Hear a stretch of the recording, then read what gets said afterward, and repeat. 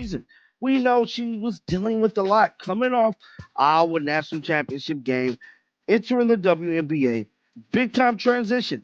I understand that.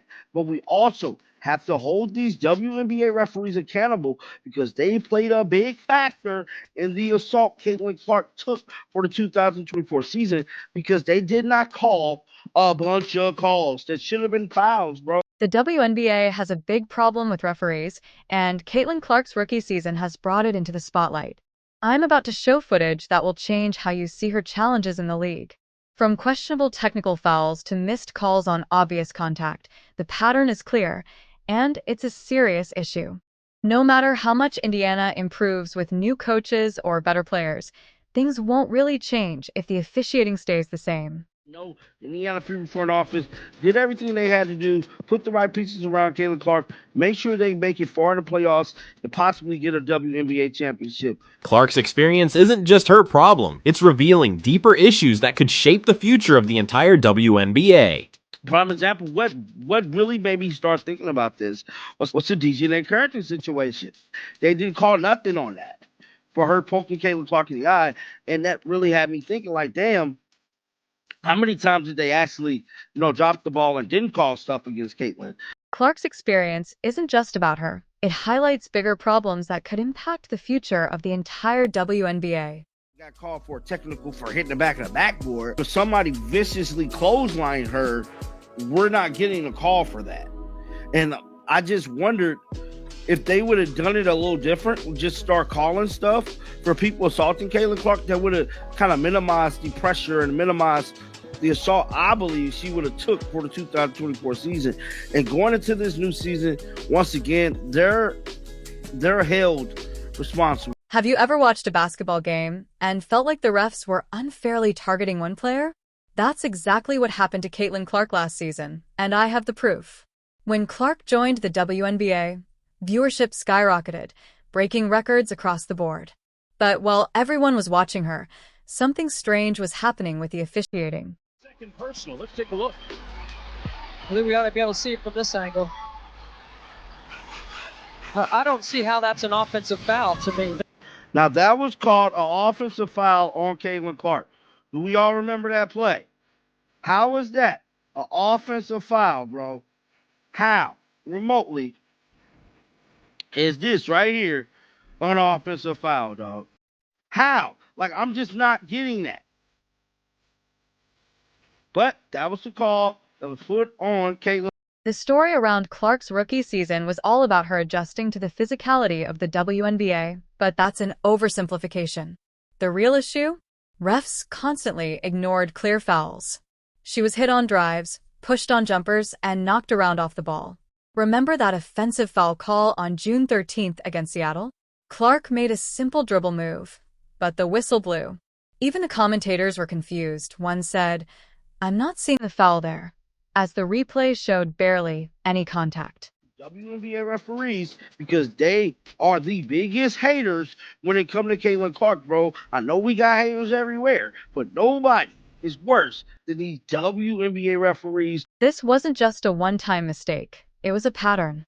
Watching her season felt like seeing a biased umpire in a rigged game.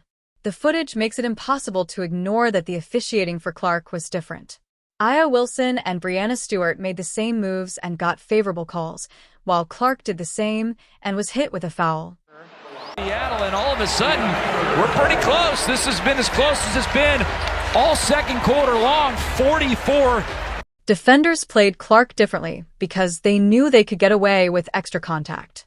They bumped her on drives, stepped into her landing space on jumpers, and hand-checked her non-stop, without any consequences. Came out a few weeks ago that said Caitlin Clark received 17% of the WNBA's flagrant fouls this season, and 80% of those flagrant fouls were committed by the Chicago Sky against Caitlin. With Clark's high usage rate and frequent drives, she should have been getting far more free throw attempts. Averaging just 3.7 per game is ridiculous. Other rookies with similar play styles got to the line nearly twice as often, but Clark missed out on dozens of free throw opportunities that should have been hers. have the face of your league getting nearly 20% of all flagrant fouls called against her, that is an issue. And that's not just an issue that the players have to work out. That is from top down. That goes to the commissioner level. Like, that is the level that needs to control these kinds of things. The impact wasn't just in the stats. Adjusting to a faster, more physical league is tough, but it's even harder when the refs seem to be using a different rulebook for you. It messes with confidence, decision-making, and rhythm. And as the season went on, it got worse. Once defenders realized they could get away with extra contact, they targeted her even more, knowing there would be no consequences. From the second she touches the basketball, that's what Burton did there. All over Caitlin going inside. I mean, that's a foul. The targeting of Caitlin Clark went from bad to downright dangerous, fast. And I'm not exaggerating. There's footage of her getting completely flattened on drives to the rim without a single whistle. How does that even happen in professional basketball? Just take a look at this. She's coming down the court. Wow. It looked like Morena did that to her, bro. But that's what I'm talking about. Watching the games, it's clear Clark was playing under a completely different rulebook than everyone else. In one shocking moment, she drove to the basket and got absolutely leveled. You can literally hear the commentators immediately shout, "That's a foul," in disbelief. But the refs just stood there, whistle silent, as if nothing had happened.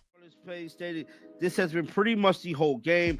No call fouls for Caitlin Clark. The WNBA and their officials now know how to screw up a good thing. That's exactly the problem. This became a disturbing pattern. In one game, Clark was knocked to the floor 3 separate times without a single whistle. It was like watching someone walk a tightrope with the safety net deliberately removed. Every fan watching at home could see it happening, leaving them shouting at their screens in frustration.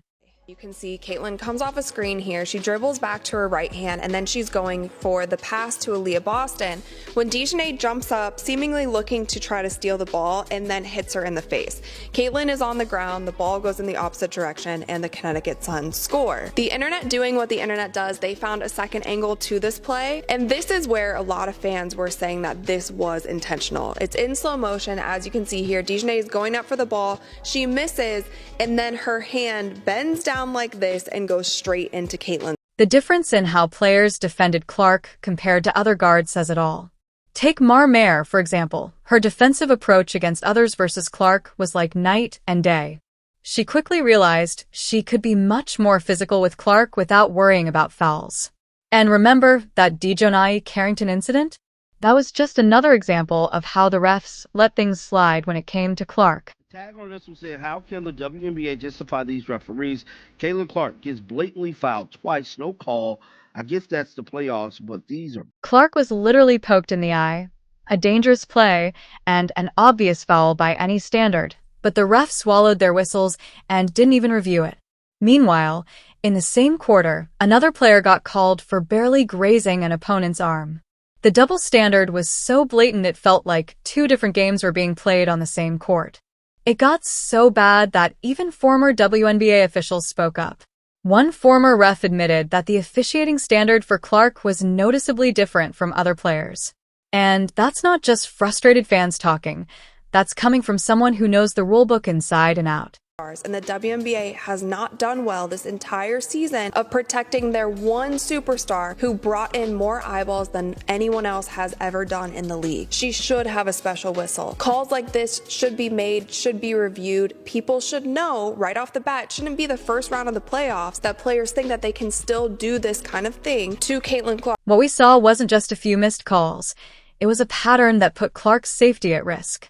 Every ignored foul gave defenders more confidence to push the limits. Some plays looked more like football tackles than basketball defense. When refs don't step in, physical play only escalates. What starts as extra contact turns into dangerous plays that have no place in the game. Clark wasn't just facing tough defense.